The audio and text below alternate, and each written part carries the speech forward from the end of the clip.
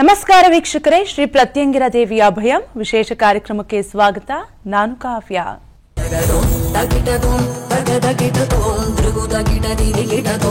ವೀಕ್ಷಕರೇ, ಗುರೂಜಿ ಅವರು ಪ್ರತಿದಿನ ಒಂದೊಂದು ವಿಶೇಷತೆ ಬಗ್ಗೆ ತಿಳಿಸ್ಕೊಡ್ತಾ ಇದ್ದಾರೆ. ಇವತ್ತು ವಿಶೇಷವಾಗಿ ಪೌರ್ಣಿಮೆ ಇರೋದ್ರಿಂದ ಈ ಪೌರ್ಣಿಮೆಯ ವಿಶೇಷತೆ ಏನು, ಈ ವಿಶೇಷ ದಿನದಂದು ಶ್ರೀ ಪ್ರತ್ಯಂಗಿರಾ ದೇವಿ ದೇವಸ್ಥಾನದಲ್ಲಿ ಯಾವೆಲ್ಲ ರೀತಿ ಪೂಜೆ ಪುನಸ್ಕಾರ ನಡೆಯುತ್ತೆ, ಜೊತೆಗೆ ಅಯ್ಯಪ್ಪ ಸ್ವಾಮಿ ಪಡಿ ಪೂಜೆ ಕೂಡ ಡಿಸೆಂಬರ್ 29ನೇ ತಾರೀಕು ನಡೀತಾ ಇದೆ.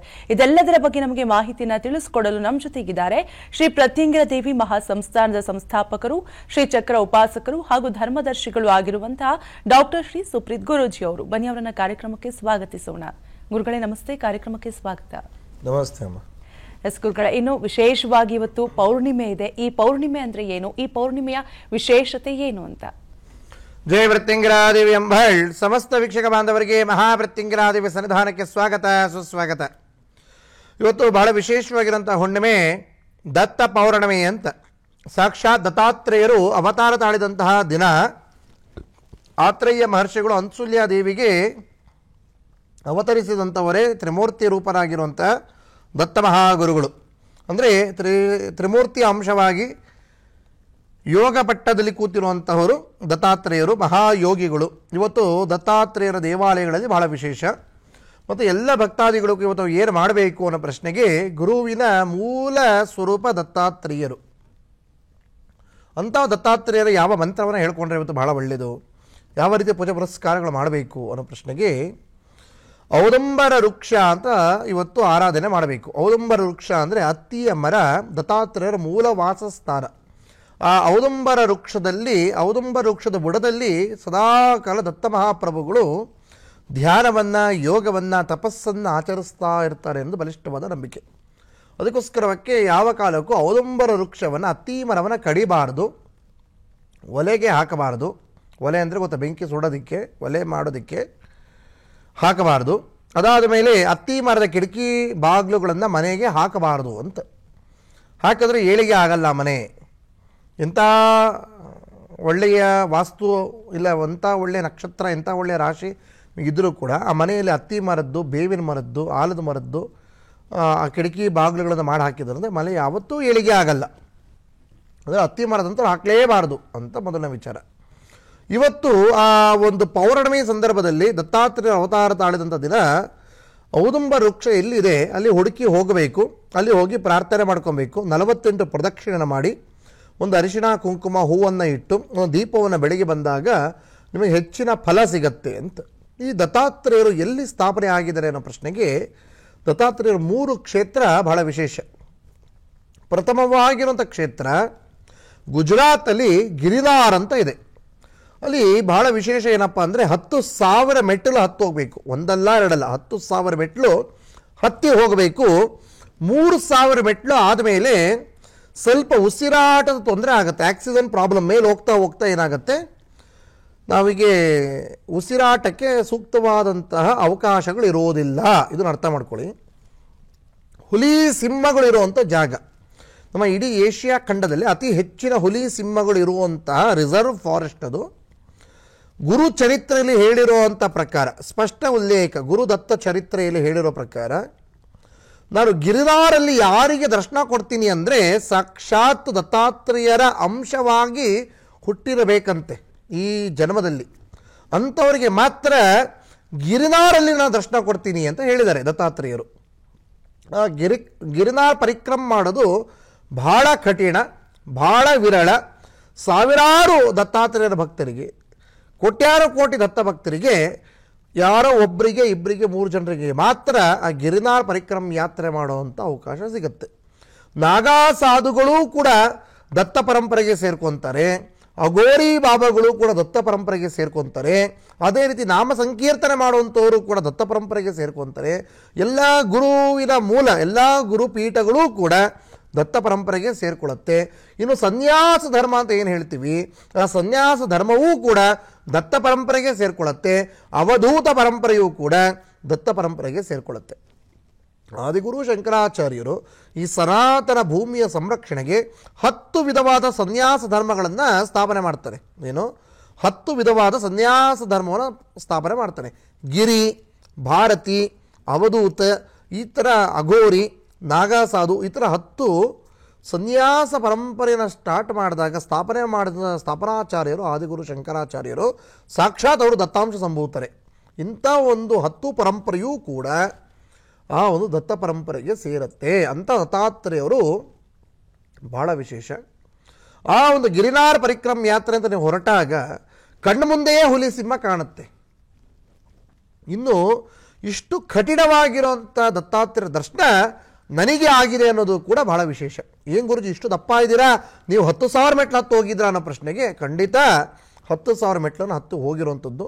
ಈಗ ಕುಂಭಮೇಳ ಹೇಗೆ ನಡೆಯುತ್ತೋ ಹಾಗೆ ಸ್ವಲ್ಪ ಈಗ ಒಂದು 7-8 ವರ್ಷಗಳಿಂದ ಅಲ್ಲಿ ದೀಪಾವಳಿ ಹಬ್ಬದ ಸಂದರ್ಭದಲ್ಲಿ, ದೀಪಾವಳಿ ಹಬ್ಬ 3 ದಿನ, ಅದು ಹಿಂದೆ ಮತ್ತು ಮುಂದೆ ಒಟ್ಟು 5 ದಿನ ಗಿರಿನಾರ ಪರಿಕ್ರಮ ಯಾತ್ರೆ ಅಂತ ನಡೀತಾ ಇದೆ.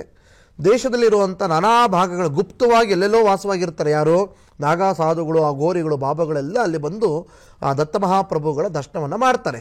ಅದು 5 ದಿನ ನಡೆಯುತ್ತೆ. ಆ ಬೆಟ್ಟ ಹತ್ತಿ ಇಳಿಯಕ್ಕೆ 5 ದಿನ ಬೇಕು. ಅಂಥದ್ರಲ್ಲಿ ಗುರೂಜಿಯವರು ಕೇವಲ 12 ಗಂಟೆಯಲ್ಲಿ ಆ ಬೆಟ್ಟವನ್ನು ಹತ್ತಿ ಮತ್ತು ಕೆಳಗೆ ಇಳಿದಿರೋವಂಥದ್ದು. ನೀನು ಅರ್ಥ ಮಾಡಿ, 5 ದಿನ ಬೇಕಾಗಿರೋ ಬೆಟ್ಟ ಹತ್ತೋದಕ್ಕೆ ಅವಕಾಶ ಅಂದರೆ ಇಮ್ಯಾಜಿನೇಷನ್ ಮಾಡ್ಕೊಳ್ಳಿ. ಅಂಥ ಒಂದು ಕಠಿಣವಾಗಿರುವಂಥ ಬೆಟ್ಟವನ್ನು ಕೇವಲ 12 ಗಂಟೆಯಲ್ಲಿ ಹತ್ತಿ ದರ್ಶನವನ್ನು ಮಾಡಿಕೊಂಡು ಮತ್ತು ವಾಪಸ್ ಕೆಳಗಡೆ ಬಂದಿರೋದು ನನ್ನ ಎಷ್ಟೋ ಜನ್ಮದ ಪುಣ್ಯ.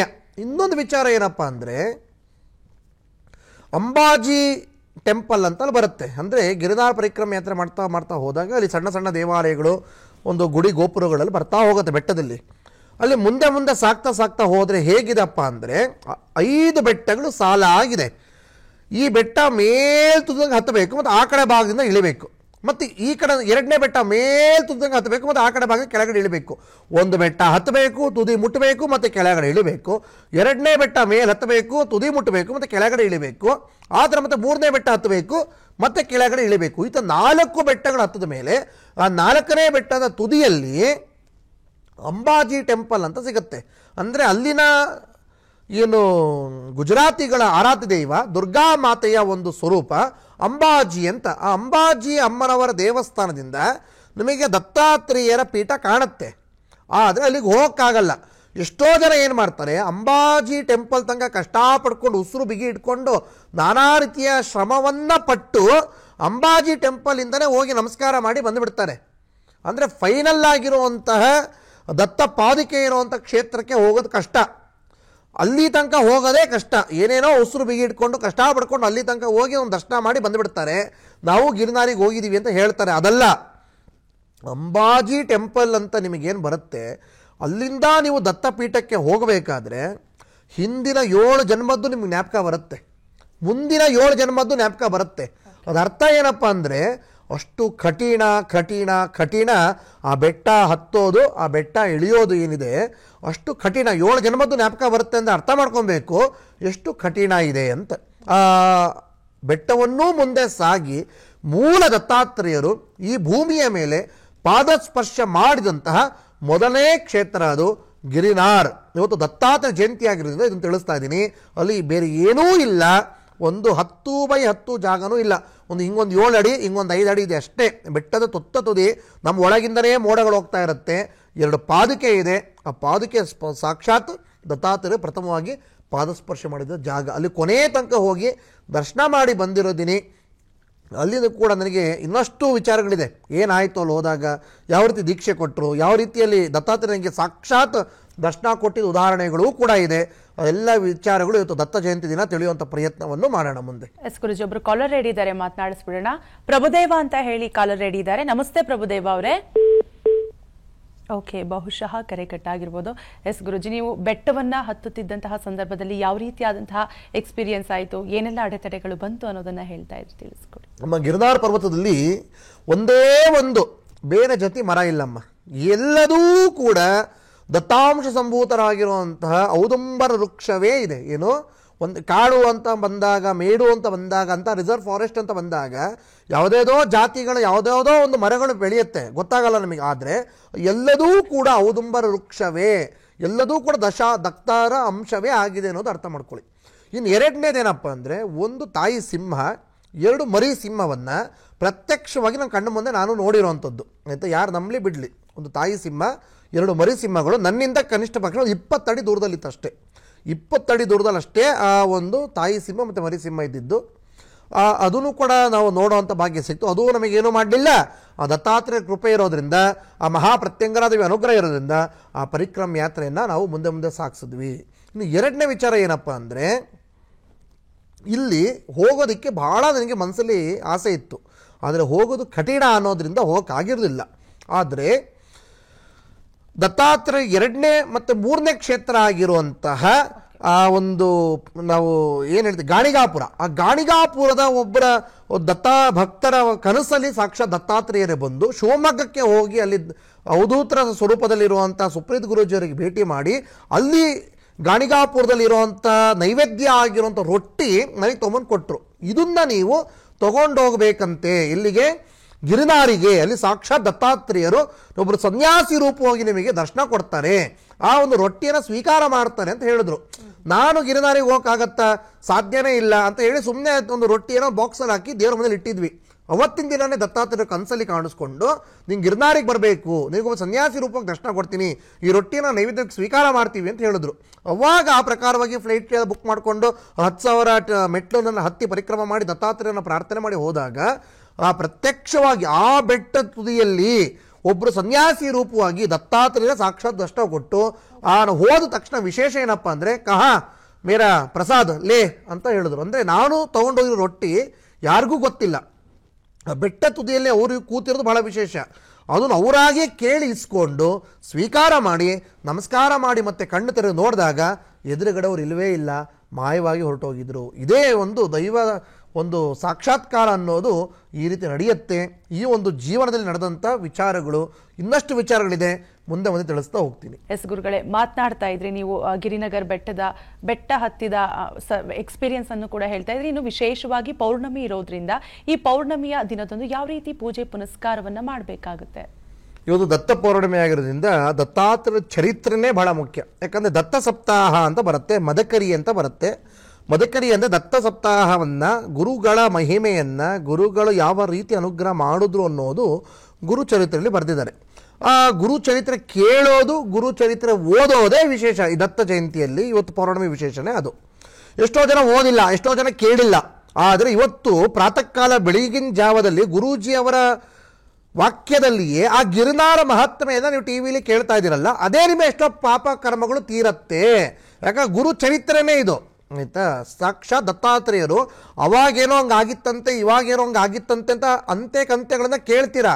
ಅದೇ ಸ್ಪಷ್ಟವಾಗಿ ಪ್ರತ್ಯಕ್ಷವಾಗಿ ಇವತ್ತಿನ ಈ ಕಾಲಘಟ್ಟದಲ್ಲಿ ನಡೆದಿರೋವಂಥ ವಿಚಾರ, ಆ ಗಿರಿನಾರ ಮಹಾತ್ಮೆಗಳ ವಿಚಾರವನ್ನು ತಿಳಿತಾ ಇದ್ದೀರಲ್ಲ, ಇದೇ ಬಹಳ ವಿಶೇಷ. ಇದು ನೀವು ಅರ್ಥ ಮಾಡ್ಕೊಬೇಕಾದ್ರೆ ವಿಚಾರ ಏನಪ್ಪ ಅಂದರೆ, ಆ ರೊಟ್ಟಿ ಏನು ಬಂದಿದೆ, ಗಾಣಿಗಾಪುರದ ನೈವೇದ್ಯ ಮಾಡಿರೋ ರೊಟ್ಟಿ ತಗೊಂಡು ಹೋದಾಗ ಒಬ್ಬರು ಸನ್ಯಾಸಿ ರೂಪವಾಗಿ ಸಾಕ್ಷಾತ್ ದತ್ತಾತ್ರೇಯ ದರ್ಶನ ಕೊಟ್ಟು ಕಹಾ ಹೇ ಮೇರ ಪ್ರಸಾದ್ ಅಂತ ಅವರೇ ಕೇಳಿ ಅದನ್ನು ಇಸ್ಕೊಂಡು ಸ್ವೀಕಾರ ಮಾಡಿ ನಮಸ್ಕಾರ ಮಾಡಿ ತಲೆ ಎತ್ತಿ ನೋಡೋದ್ರೊಳಗೆ ಅವರು ಮಾಯವಾಗಿ ಹೋಗಿದ್ದರು. ಅಂದರೆ ಅಷ್ಟು ಬೆಟ್ಟ ತುದಿ, ಎಲ್ಲೂ ಅವರು ಎದ್ದು ಹೋಗೋದಕ್ಕೆ ದಾರಿಯೇ ಇಲ್ಲ. ಯಾಕಂದರೆ ಈ ಕಡೆ 7 ಅಡಿ, ಹಿಂಗೊಂದು 5-6 ಅಡಿ ಇರ್ಬೋದು ಅಷ್ಟೇ. ಒಂದೇ ಕಾಲಲ್ಲಿ 2 ಕಾಲ ನಿಂತ್ಕೊಂಡು ಅಷ್ಟೇ ಜಾಗ ಬಿಟ್ಟರೆ ಅಲ್ಲಿ ಯಾವ ವಿಗ್ರಹವೂ ಇಲ್ಲ, ಏನೂ ಇಲ್ಲ, ಬರೀ 2 ಪಾದಿಕೆಗಳಿದೆ ಅಷ್ಟೇ. ಅಷ್ಟೊಂದು ಕಠಿಣವಾಗಿರುವಂಥ ಕ್ಷೇತ್ರ. ಯಾರು ಬೇಕಾದರೂ ಗೂಗಲಲ್ಲಿ ಸರ್ಚ್ ಮಾಡಿ, ಯಾರು ಬೇಕಾದ್ರೂ ಯೂಟ್ಯೂಬಲ್ಲಿ ಸರ್ಚ್ ಮಾಡಿ, ಗಿರ್ನಾರ್ ಅಂತ ಹೊಡೆದ ತಕ್ಷಣ ಬಹಳ ಕಷ್ಟ ಅಂತ ಬರುತ್ತೆ, ಮತ್ತು ಹುಲಿ ಸಿಂಹಗಳೇ ನಿಮಗೆ ಕಣ್ಣು ಮುಂದೆ ಕಾಣುತ್ತೆ. ಅಂಥ ಒಂದು ಕ್ಷೇತ್ರದಲ್ಲಿ ಸಾಕ್ಷಾತ್ ದತ್ತಾತ್ರೇಯರೇ ಒಂದು ದರ್ಶನವನ್ನು ಕೊಟ್ಟಿದ್ದಾರೆ ಅನ್ನೋದು ಪ್ರತಿಯೊಬ್ಬ ಭಕ್ತರಿಗೂ ತಿಳಿಸೋದಕ್ಕೆ ಇಚ್ಛೆ ಪಡ್ತೀನಿ. ಎರಡನೇದೇನೆಂದರೆ, ಹೇಳಿದ ಮಾತು ಕಹಾ ದತ್ತ ಹೇ ವಹ ಸತ್ಯ ಹೇ, ತೆರ ಆತ್ಮಮೇ ಮೇರೆ ಕೋ ದತ್ತ ಕಾ ದರ್ಶನೋಹ. ಅದರ ಅರ್ಥ ಏನು? ಎಲ್ಲಿ ಸತ್ಯ ಇದೆಯೋ ಅಲ್ಲಿ ದತ್ತರಿದ್ದಾರೆ, ಎಲ್ಲಿ ದತ್ತ ಇದ್ದಾರೋ ಅಲ್ಲಿ ಸತ್ಯರಿದೆ. ಹಾಗೆ ನಿನ್ನ ಆತ್ಮದಲ್ಲಿ ನನಗೆ ದತ್ತಾತ್ರೇಯರ ದರ್ಶನವಾಯಿತು ಅಂತ ಅವರು ಹೇಳಿದಂಥ ಮಾತು. ಇನ್ನು ಎರಡನೇದು, ಸ್ವಾಮಿ ಸಮರ್ಥ ರಾಮದಾಸರಾಗಿರ್ಬೋದು, ಶ್ರೀಧರ ಸ್ವಾಮಿಗಳಾಗಿರ್ಬೋದು, ಅರಕಲಕೋಟೆ ಮಹಾರಾಜರಾಗಿರ್ಬೋದು, ಇಲ್ಲ ಶಿರಡಿ ಸಾಯಿನಾಥರಾಗಿರ್ಬೋದು, ಇವರೆಲ್ಲ ದತ್ತಾಂಶ ಸಂಭೂತರಾಗಿ ಬಂದಂಥವರು. ಇಂಥ ದತ್ತಾಂಶ ಸಂಭೂತರಾಗಿ ಬಂದಂಥವರ ಶಕ್ತಿ ಪ್ರಕಟವಾಗಿದ್ದು ಹೇಗೆ? ಅವರು ಮಾನವ ಜನ್ಮದಲ್ಲಿ ಹುಟ್ಟಿ ಶಕ್ತಿನ ಪ್ರಕಟ ಮಾಡಿ ಇಡೀ ವಿಶ್ವಕ್ಕೆ ಮಂಗಳವನ್ನು ಮಾಡಿದಂಥವ್ರು. ಅಂತಹ ಶ್ರೀಧರ ಸ್ವಾಮಿಗಳು, ದತ್ತಾತ್ರೇಯ ಅಂಶದರು, ಶಿರಡಿ ಸಾಯಿಬಾಬಾ, ಇವರೆಲ್ಲ ಈ ಕ್ಷೇತ್ರದಲ್ಲಿ ಹೋಗಿ ಗಿರಿನಾರಲ್ಲಿ ಹೋಗಿ ಆ ದತ್ತಾತ್ರೇಯರ ಮೂಲ ಪಾದಕ್ಕೆ ದರ್ಶನ ಮಾಡಿದ ಮೇಲೆಯೇ ಅವರಿಗೆ ಈ ಜನ್ಮದ ಕರ್ಮ ಕಳೆದು ಅವರಲ್ಲಿ ಇರುವಂಥ ಶಕ್ತಿ ದತ್ತಾತ್ರೇಯ ಶಕ್ತಿ ಪ್ರಕಟವಾಯಿತು ಅನ್ನೋದು ಸ್ಪಷ್ಟ ಉಲ್ಲೇಖ. ಅಂಥ ಒಂದು ಕ್ಷೇತ್ರ ದರ್ಶನ ನಿಮಗೆ ಸಿಕ್ಕಿದ್ದು ಇನ್ನಷ್ಟು ವಿಶೇಷ. ಆ ಕೆಳಗಡೆ ಬೆಟ್ಟದ ಒಂದು ಗುಹೆಯಲ್ಲಿ ಇವತ್ತಿಗೂ ಕೂಡ ಸಪ್ತಋಷಿ ಸಂಕೇತವಾಗಿ 7 ಜನ ಸನ್ಯಾಸಿಗಳಿದ್ದಾರೆ. ಅವರಿಗೆ ಹೊರಗಡೆ ಪ್ರಪಂಚದ ಪರಿವೇ ಇಲ್ಲ. ಯಾರು ನಮ್ಮ ಥರ ಬಿಡ್ತಾರೋ ಪ್ರತ್ಯಕ್ಷವಾಗಿ ನಾವು ಕಣ್ಣಲ್ಲಿ ನೋಡಿದ್ದು, ಚಿಟಿಕೆ ಹೊಡೆದ್ರೆ ಅಗ್ನಿ ಜ್ವಾಲೆ ಪ್ರಕಟವಾಗುತ್ತೆ. ಅಂಥ ಮಹಾನ್ ತಪಸ್ವಿಗಳು ಏನು ಹೇಳಿ, ಚಿಟಿಕೆ ಹೊಡೆದ್ರೆ ಅಗ್ನಿ ಜ್ವಾಲೆ ಪ್ರಕಟವಾಗುತ್ತೆ. ಅವರಿಗೆ ಯಾವುದೇ ರೀತಿ ಹೊರಗಡೆ ಜಗತ್ತಿನ ಒಂದು ಪರಿಜ್ಞಾನವೇ ಇಲ್ಲ. ಸಂಪೂರ್ಣ ದಿಗಂಬರ ಸ್ವರೂಪದಲ್ಲಿ ದೊಡ್ಡ ದೊಡ್ಡ ಜಟಾಧಾರಿಗಳು, ಒಬ್ಬೊಬ್ಬರು ಜಟೆ ಕಮ್ಮಿ 15 ಅಡಿ 20 ಅಡಿ ಇದೆ. ಅಘೋರಿಗಳು, ಬಾಬಾಗಳು ಈ ಥರ ಚಿಟಿಕೆ ಹೊಡೆದ್ರೆ ಅಗ್ನಿ ಜ್ವಾಲೆ ಪ್ರಕಟವಾಗುತ್ತೆ. ಮಹಾನ್ ತಪಸ್ವಿಗಳು, ಆತ್ರೇಯ ಮಹರ್ಷಿಗಳು, ತಾಯಿ ಅನ್ಸುಲ್ಯಾದೇವಿ ವಾಸವಾಗಿರುವಂಥ ಗುಹೆ ಅದು. ಇವತ್ತಿಗೂ ಕೂಡ ಅವರು ಅಲ್ಲೇ ಇದ್ದಾರೆ. ನಾನು ಹೋದ ತಕ್ಷಣ ನನಗೆ ಆತ್ಮೀಯವಾಗಿ ಸ್ವಾಗತ ಮಾಡಿಕೊಂಡು ಇದೇ ಥರ ಚಿಟಿಕೆ ಹೊಡೆದು ಅಗ್ನಿ ಜ್ವಾಲೆಯನ್ನು ಪ್ರಜ್ವಲಿಸಿ ಅದರಲ್ಲಿ ಅಡುಗೆ ಮಾಡಿ ನನಗೆ ಊಟ ಮಾಡಿಸಿ ಆ ಎಂಜಿಲ್ಕೆಯನ್ನು ತೋಳಿಸಿ ನನಗೆ ದತ್ತಾಂಶ ಸಂಭೂತ ದತ್ತ ಚೈತನ್ಯ ಸ್ವರೂಪ ಅಂತ ಹೇಳಿ ಜೀವನ ಆಕಾರದಿಂದ ಅಲ್ಲಿ ನನಗೊಂದು ಗುರುದೀಕ್ಷೆಯನ್ನು ಮಾಡಿ ಆಶೀರ್ವಾದವನ್ನು ಮಾಡಿ ಕಳಿಸಿದ್ದಾರೆ ಅನ್ನೋದು ಕೂಡ ಎಷ್ಟೋ ಜನ ನನ್ನ ಭಕ್ತರಿಗೆ ಗೊತ್ತೇ ಇಲ್ಲ. ಇದು ಕೂಡ ಇವತ್ತಿನ ದಿವಸ ತಿಳಿಸೋದಕ್ಕೆ ಇಚ್ಛೆ ಪಡ್ತೀನಿ. ಈ ಗುರು ಮಹಾತ್ಮೆಯನ್ನು ಇವತ್ತು ಕೇಳಿದಿರಾ, ಆ ಫಲಗಳು ನಿಮಗೆಲ್ಲರಿಗೂ ಕೂಡ ದೊರಕತ್ತೆ. ಇವತ್ತು ಹೇಳಬೇಕಾಗಿರುವಂಥ ಮಂತ್ರ ಏನಪ್ಪ ಅಂದರೆ, ದಿಗಂಬರಾಯ ವಿದ್ಮಹೇ ಅತ್ರಿಪುತ್ರಾಯ ಧೀಮಹಿ ತನ್ನೋ ದತ್ತ ಪ್ರಚೋದಯಾತ್. ದಿಗಂಬರಾಯ ವಿದ್ಮಹೇ ಅತ್ರಿಪುತ್ರಾಯ ಧೀಮಹಿ ತನ್ನೋ ದತ್ತ ಪ್ರಚೋದಯಾತ್. ಈ ಮಂತ್ರವನ್ನು ಹೇಳ್ಕೊಳ್ಳಿ. ಯಾರು ದತ್ತಾಂಶ ಸಂಭೂತರಾಗಿದ್ದಾರೋ ಅವರಿಗೆ ಗಿರಿನಾರಲ್ಲಿ ದರ್ಶನ ಕೊಡ್ತಾರೆ. ಸಾಧು ಸಂತರಿಗೆ ಪೀಠಿಕಾಪುರ ಅಂತ ಆಂಧ್ರ ಪ್ರದೇಶದಲ್ಲಿ ಕಾಕಿನಾಡ ಹತ್ರ ಇದೆ, ಅಲ್ಲಿ ದರ್ಶನವನ್ನು ಕೊಡ್ತೀನಿ ಅಂತ ಹೇಳಿದರೆ. ಇನ್ನು ಭಕ್ತಾದಿಗಳಿಗೆ ನಾನು ಗಾಣಿಗಾಪುರ ಮಹಾರಾಷ್ಟ್ರ ಮತ್ತು ಕರ್ನಾಟಕ ಬಾರ್ಡ್ರಲ್ಲಿದೆ, ಅಲ್ಲಿ ದರ್ಶನವನ್ನು ಕೊಡ್ತೀವಿ. ತ್ರಿಮೂರ್ತಿಗಳು ತ್ರಿಶಕ್ತಿಗಳಾಗಿ 3 ಕಡೆ ಸ್ಥಾಪನೆ ಆಗಿದ್ದಾರೆ. 3 ವಿಚಾರಗಳು ಹೇಳಿದ್ದೀನಿ. ಒಂದೇನು, ದತ್ತಾಂಶ ಸಂಭೂತರಿಗೇನೆ ಗಿರಿನಾರಲ್ಲಿ ದರ್ಶನ. ಇನ್ನು ಸಾಧು ಸಂತರು ಅವರಿಗೆ ಪೀಠಿಕಾಪುರದಲ್ಲಿ ಶ್ರೀಪಾದ ಶ್ರೀವಲ್ಲಭರಾಗಿ ದರ್ಶನ. ಇನ್ನು ಭಕ್ತರು ಅಂದರೆ ಸಾಂಸಾರಿಕ ಜೀವನದಲ್ಲಿದ್ದೀವಿ, ಕೋರಿಕೆಗಳನ್ನ ಪೂರ್ಣ ಮಾಡುವಂದಾಗ ನಿನಗೆ ಗಾಣಿಗಾಪುರದಲ್ಲಿ ದರ್ಶನ. 3 ವಿಚಾರಗಳು ಹೇಳಿದ್ದೀವಿ. ಇವತ್ತು ದಿಗಂಬರಾಯ ವಿದ್ಮಹೇ ಅತ್ರಿಪುತ್ರಾಯ ಧೀಮಹಿ ತನ್ನೋ ದತ್ತ ಪ್ರಚೋದಯಾತ್ ಮಂತ್ರವನ್ನು ಹೇಳಿಕೊಂಡು ಮುಂದೆ ಡಿಸೆಂಬರ್ 29 ಶಿವಮೊಗ್ಗ ದೈವಜ್ಞ ಕಲ್ಯಾಣ ಮಂದಿರದಲ್ಲಿ ನಡೀತಾ ಇರುವಂತಹ ಅಯ್ಯಪ್ಪ ಸ್ವಾಮಿಯ ಪಡಿಪೂಜೆಗೆ ನಮ್ಮೆಲ್ಲ ಪ್ರತ್ಯಂಗರಾದ ಸನ್ನಿಧಾನದ ಭಕ್ತಾದಿಗಳು, ನನ್ನ ಕಾರ್ಯಕ್ರಮದ ಅಭಿಮಾನಿಗಳು, ಅಯ್ಯಪ್ಪ ಮಾಲಾಧಾರಿಗಳು ಮತ್ತು ಸ್ವಾಮಿಯ ಸೇವೆ ಮಾಡುವಂಥ ಇಚ್ಛೆ ಇರುವಂಥವರು ಪ್ರತಿಯೊಬ್ಬರೂ ಕೂಡ ಈ ಸತ್ಯವಾದ 18 ಮೆಟ್ಟಿಗಳ ಪೂಜೆಯಲ್ಲಿ ಭಾಗವಹಿಸಿ ಕೋಟ್ಯಾನುಕೋಟಿ ಅಯ್ಯಪ್ಪ ಭಕ್ತರ ಮನಸ್ಸಿನಲ್ಲಿ ಭಕ್ತಿಯನ್ನು ಮೂಡಿಸಿ ಸ್ವಾಮಿಯನ್ನೇ ಸಾಕ್ಷಾತ್ಕರಿಸಿದಂಥ ಹಾಡು ಯಾವುದು? ಪಳ್ಳಿಕಟ್ಟು ಶಬರಿಮಲೆಕ್ಕೂ. ಪಳ್ಳಿಕಟ್ಟು ಶಬರಿಮಲೆಕ್ಕೂ ಹಾಡಿನ ಮೂಲ ರಚನಾಕಾರರು ಮತ್ತು ಗಾಯಕರಾಗಿರುವಂಥ ಸಂಗೀತ ವಿದ್ವಾನ್ ವೀರಮಣಿ ರಾಜನ್. ಇವರು ತುಂಬ ಫೇಮಸ್ಸು, ಎಲ್ಲ ಅಯ್ಯಪ್ಪ ಭಕ್ತರಿಗೂ ಕೂಡ ಗೊತ್ತಿದ್ದಾರೆ. ನೀವು ಅಯ್ಯಪ್ಪ ಸ್ವಾಮಿ ಹಾಡು ಅಂತ ನೀವು ತೆಗೆದಾಗ ಫಸ್ಟು ಬರೋದೇ ಇವರ ಫೋಟೋ. ಇವರು ಹೇಳಿರುವಂಥ ಹಾಡು ಎಲ್ಲ ಕಡೆ ಪ್ರಚಲಿತ ಆಗಿದೆ, ತುಂಬ ಫೇಮಸ್ ಆಗಿದೆ. ಪ್ರತಿಯೊಬ್ಬ ಅಯ್ಯಪ್ಪ ಭಕ್ತರಿಗೆ ಇದು ಗೊತ್ತಿದೆ. ಬೇರೆ ಬೇರೆ ಊರುಗಳಲ್ಲಿ ವಾಸವಾಗಿರುವಂಥವ್ರಾಗಿರ್ಬೋದು, ಕರ್ನಾಟಕ ರಾಜ್ಯದಲ್ಲಿ ಯಾವುದೇ ಭಾಗದಲ್ಲಿ ಆಗಿರ್ಬೋದು, ನಿಮಗೆ ಅವರನ್ನು ನೋಡಬೇಕು, ಅವರ ಆಶೀರ್ವಾದ ಪಡಿಬೇಕು ಅನ್ನೋದಾಗಿದ್ದರೆ ನೀವು 29ನೇ ತಾರೀಕು ಡಿಸೆಂಬರಲ್ಲಿ ಸಾಯಂಕಾಲ ನಡೀತಾ ಇರುವಂತಹ ದೈವಜ್ಞ ಕಲ್ಯಾಣ ಮಂದಿರದಲ್ಲಿ ನಡೀತಾ ಇರುವಂತಹ ಶಿವಮೊಗ್ಗದಲ್ಲಿ ಪಡಿಪೂಜೆ, ಶಕ್ತಿ ಪೂಜೆ ಮತ್ತು ವೀರಮಣಿ ರಾಜನ್ ಅವರಿಗೆ ನಡೀತಾ ಇರುವಂತಹ ಸಂಗೀತ ಕಚೇರಿಯಲ್ಲಿ ಭಾಗವಹಿಸಿ ಪ್ರತಿಯೊಂದು ಮಾಹಿತಿ ಬಿಡಿಸಿ ಹೇಳಿದ್ದೀನಿ. ಮತ್ತು ನಾಳೆ ಕೂಡ ಬರ್ತೀನಿ, ಡೇಟನ್ನು ನೆನಪು ಇಟ್ಕೊಳ್ಳಿ. ಪಡಿಪೂಜೆಗೆ ಎಲ್ಲರಿಗೂ ಕೂಡ ಆತ್ಮೀಯವಾದಂಥ ಸ್ವಾಗತ. ಗುರುಜಿ, ಒಬ್ರು ಕಾಲರ್ ರೆಡಿ ಇದ್ದಾರೆ, ಮಾತನಾಡಿಸ್ಬಿಡೋಣ. ನೇತ್ರಾವತಿ ಅಂತ ಹೇಳಿ. ನಮಸ್ತೆ ನೇತ್ರಾವತಿ ಅವರೇ. ನೇತ್ರಾವತಿ ಅವರೇ, ನನ್ನ ಧ್ವನಿ ಕೇಳಿಸ್ತಿದ್ಯಾ? ಹಲೋ. ಓಕೆ, ಬಹುಶಃ ಕರೆ ಕಟ್ಟಾಗಿರ್ಬೋದು. ಎಸ್ ಗುರುಜಿ, ಇನ್ನು ಅಯ್ಯಪ್ಪ ಸ್ವಾಮಿ ಪಡಿಪೂಜೆ ನಡೆಯುತ್ತೆ ಅನ್ನೋದನ್ನ ವಿಶೇಷವಾಗಿ ತಿಳಿಸ್ಕೊಡ್ತಾ ಇದ್ರಿ, ಈ ಕಾರ್ಯಕ್ರಮದ ಬಗ್ಗೆ ತಿಳಿಸ್ಕೊಡಿ. ಅಯ್ಯಪ್ಪ ಸ್ವಾಮಿ ಪಡಿಪೂಜೆ ಅಂತ ನೋಡಿ ಅಮ್ಮ ಬಹಳ ವಿಶೇಷ. ಎಷ್ಟೋ ಜನ ಹೆಣ್ಮಕ್ಳು ನಾವು ಶಬರಿಮಲೆಗೆ ಹೋಗಕ್ಕೆ ಆಗ್ತಾ ಇಲ್ಲ, ಸ್ವಾಮಿ ದರ್ಶನ ಮಾಡೋಕೆ ಆಗ್ತಾ ಇಲ್ಲ ಅನ್ನೋಂಥವ್ರು ಈ 29 ಡಿಸೆಂಬರಲ್ಲಿ ಬಂದು ಸ್ವಾಮಿ ದರ್ಶನವನ್ನು ಮಾಡ್ಬೋದು. ವಿಶೇಷ ಏನಪ್ಪ ಅಂದರೆ, ಶಬರಿಮಲೆಯಲ್ಲಿ ಯಾವ ರೀತಿ ಅಯ್ಯಪ್ಪ ಸ್ವಾಮಿ ವಿಗ್ರಹ ಇದೆಯೋ ಅದೇ ರೀತಿ ಶಬರಿಮಲೆ ತಂತ್ರಿಗಳು, ಶಬರಿಮಲೆ ಮೇಲ್ಶಾಂತಿಗಳು ನಮ್ಮ ದೇವಸ್ಥಾನಕ್ಕೆ ಬಂದು ಅದೇ ಮಾದರಿಯಲ್ಲಿ ಅಯ್ಯಪ್ಪ ಸ್ವಾಮಿ ವಿಗ್ರಹವನ್ನು ಸಿದ್ಧ ಮಾಡಿ, ಪಂಚಲೋಹದ ಸ್ವಾಮಿಯ ಯೋಗಪಟ್ಟಾಸನದಲ್ಲಿರುವಂಥ ಅಯ್ಯಪ್ಪ ಸ್ವಾಮಿಯನ್ನು ಸಿದ್ಧ ಮಾಡಿ, ಈಗ ಪ್ರಾಣ ಪ್ರತಿಷ್ಠಾಪನೆಯನ್ನು ಮಾಡಿ, ಶಬರಿಮಲೆ ಸನ್ನಿಧಾನದಲ್ಲಿ ಯಾವ ರೀತಿ ಆಚಾರ ಅನುಷ್ಠಾನಗಳು ಅಂಬೋದರಿ ಸಂಪ್ರದಾಯ ನಡೆಯುತ್ತೋ ಅದೇ ಪ್ರಕಾರವಾಗಿ ಅವರೇ ಸ್ವತಃ ಇಲ್ಲಿ ಬಂದು ಪೂಜೆ ಪುನಸ್ಕಾರಗಳನ್ನ ಮಾಡಿ, ಪ್ರಾಣ ಪ್ರತಿಷ್ಠಾಪನೆ ಮಾಡಿ, ಕಲಭಾಭಿಷೇಕವನ್ನು ಮಾಡಿ, ಕುಂಭಾಭಿಷೇಕವನ್ನು ಮಾಡಿ, ಸ್ವಾಮಿಗೆ ಪಡಿಪೂಜೆನ ಮಾಡಿ ಅಲ್ಲಿ ಧರ್ಮಶಾಸ್ತ್ರವನ್ನು ಸ್ಥಾಪನೆ ಮಾಡಿ ಹೋಗಿದ್ದಾರೆ. ಆ ಅಯ್ಯಪ್ಪ ಸ್ವಾಮಿ ದರ್ಶನಕ್ಕೆ ನಾಳೆ ಎಲ್ಲರಿಗೂ ಕೂಡ ಆ ಒಂದು 29ನೇ ತಾರೀಕು ಅವಕಾಶ ಇದೆ. ಇದು ಮೊದಲನೇ ವಿಚಾರ. ಎರಡನೇ ವಿಚಾರ, ಕೋಟ್ಯಾನು ಕೋಟಿ ಅಯ್ಯಪ್ಪರಿಗೆ ಆರಾಧ್ಯ ದೈವನಾಗಿರುವಂಥ ಸ್ವಾಮಿಯ ಸಂಗೀತ.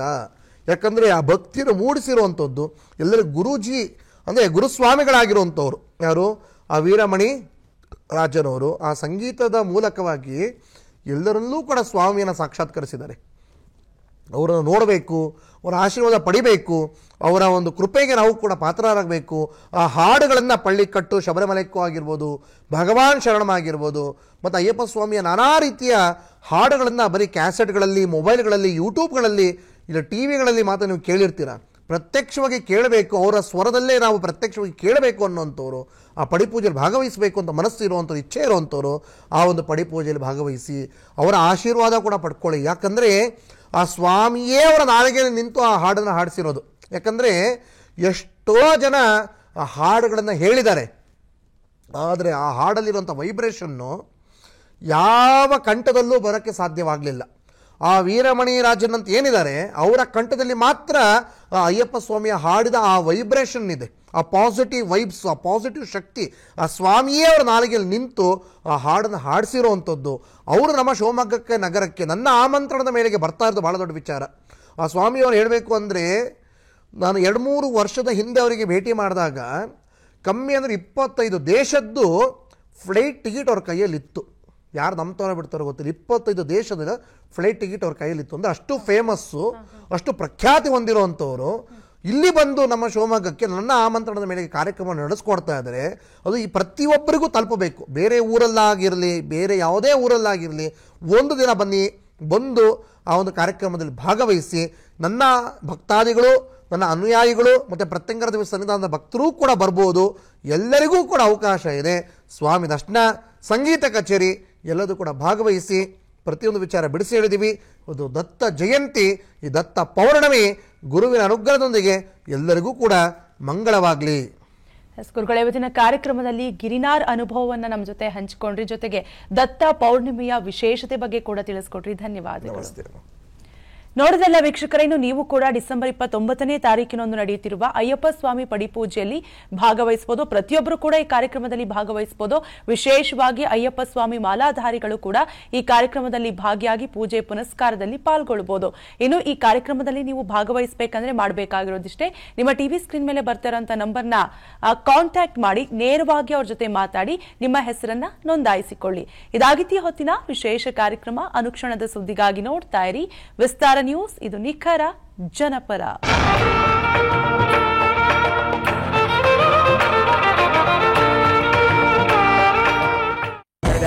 ತಗಿಟದೋಂ ತಗದಗಿಟದೋಂ ಧ್ರುಗುದಗಿಟದಿಗೆ